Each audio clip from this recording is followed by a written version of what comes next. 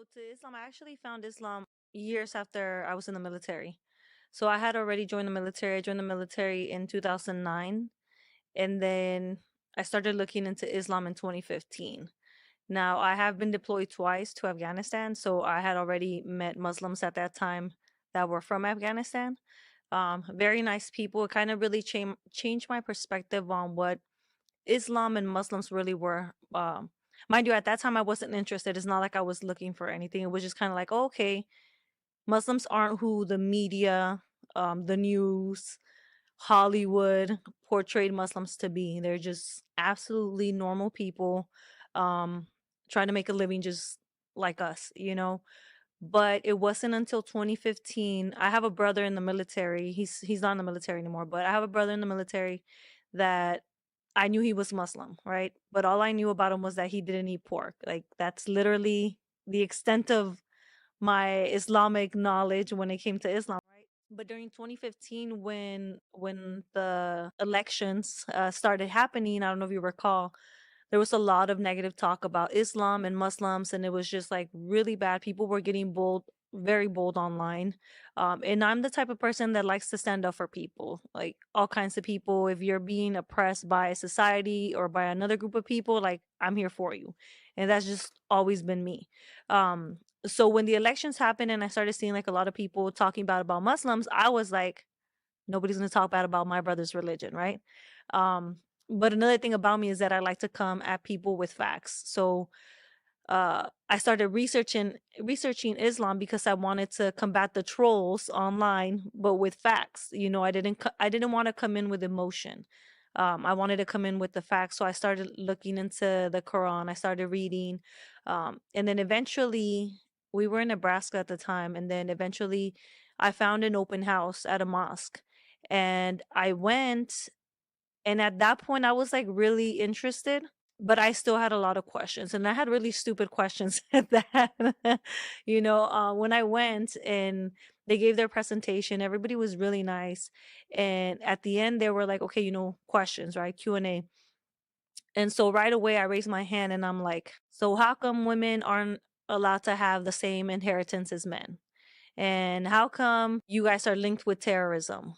I mean, all kinds of questions. I mean, I was going at them because I don't know, I felt like I needed the answers. And now that I look back at it, I think it was a lot like making sure that because he knows who I am, making sure that I was pleased with everything that I was hearing. And alhamdulillah, I was very pleased with everything that I heard. And at the end of all my questions, because I feel like I was the only one asking questions, but at the end I asked the person who was giving the presentation, I was like, so why don't you guys eat pork? And he said, well, just because, that's what God said. And I was raised in the Catholic Church, and I went to church because I wanted to go to church. Like I wasn't your typical Mexican girl who their mom or their grandmother forced them to go to church. I literally went to church with my sister because we wanted to. I mean, we were in the children's choir, the youth group. Once we started growing up, we were very involved. I'm talking Tuesdays, Thursdays, Sundays, like anytime, like that was where we would go to. But when I grew up and I started asking questions, the answer that I would always get was just have faith. Oh, just because. It's just because God said so. So that really kind of started pushing me away from the Catholic Church. Um, so back to the story is when they told me, oh, just because, it kind of like brought me back to the whole like Catholicism, and it's like, okay, well, I guess this is maybe how they are as well. So I left content. Once everything was done, I said to myself, okay, well, you know what? I think I have enough ammo to combat the trolls, right? But I feel like I knew that that's where I wanted to be, but that question really pushed me back. And I was like, okay, that's fine. I love the Muslim people. This was great. It was very informative. I'm out. I came and I got what I was looking for. Um, but before I left, one of the sisters, she reached out to me. She's like, "Hey," she's like, "Are you the sister that asked about why we don't eat pork?" And I said, "Yes, it was me." And so she explained it in detail to me as to why we don't eat pork. And I took that as a sign, as silly as that may be, because I think that, like I said, God really knew what my struggles were in the Catholic Church. So that when that sister came up to me before I left and gave me the answer, I was like, okay, everything makes sense. Like literally everything that I know as of now. And I'm just still sitting there talking, to everybody. And a brother comes close and he's like, you know, so what are you waiting for? Like, what is holding you back from being Muslim? And I looked at him and I'm like, nothing. And he's like, so do you want to take your Shahada right now? And I was like, yeah, I do.